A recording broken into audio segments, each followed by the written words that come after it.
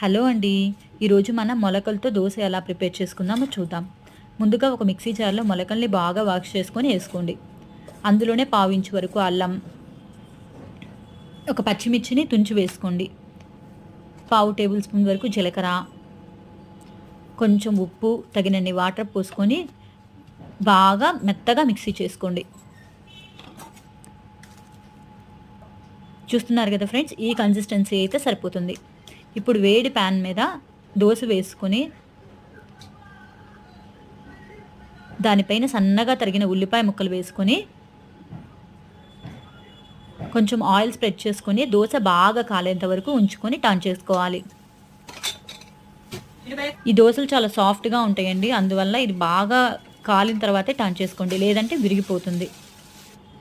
అంతేనండి, ఎంతో టేస్టీగా ఉండే స్ప్రౌట్స్ దోస అనేది రెడీ అయిపోయింది. ఇది ఒకసారి ట్రై చేయండి.